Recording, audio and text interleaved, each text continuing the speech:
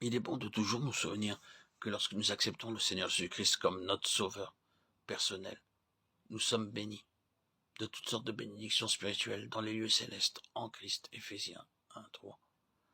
Par manque de compréhension ou par négligence, nous ne jouissons pas de ces bénédictions. Cependant, Dieu nous a tout acquis en son Fils, afin que nous puissions hériter de toutes les bénédictions spirituelles dans les lieux célestes. Il y a quelques années, je voyageais. À la gare, des amis sont venus me voir. Ils avaient apporté un panier qui m'était destiné. Je le mis sous ma banquette sans me soucier de son contenu. Le moment de prendre le repas arriva aussi, je me procurai de la nourriture aux différentes stations. Alors que j'approchais de ma destination, je heurtai quelque chose sous mon siège avec mon pied. Je pris le panier et soulevai le couvercle.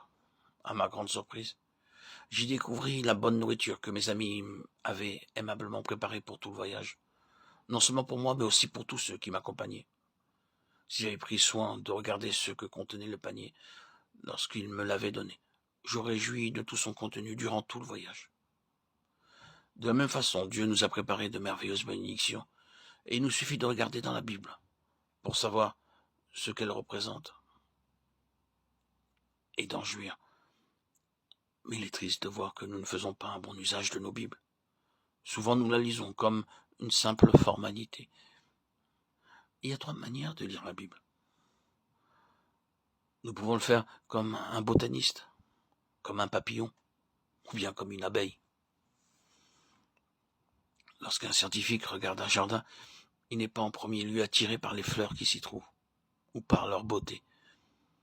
Il est uniquement en souci d'augmenter son savoir, en découvrant leur nom, leur classification, le nombre de pétales, et ainsi de suite. Et pour parvenir à ce résultat, il les décortiquera progressivement. Le papillon est, quant à lui, attiré premièrement par les couleurs rouge, bleu, vert et orange. Il vole de fleur en fleur très rapidement, mais lorsque l'abeille se pose sur une fleur, elle y reste jusqu'à ce qu'elle en ait retiré son nectar pour le porter à la ruche. Certaines personnes lisent la Bible comme des scientifiques pour en retirer un savoir intellectuel, mais n'ont aucun désir d'obéir à Dieu. D'autres la lisent comme des papillons, elles vont de chapitre en chapitre, attirées par certains passages extérieurement attrayants.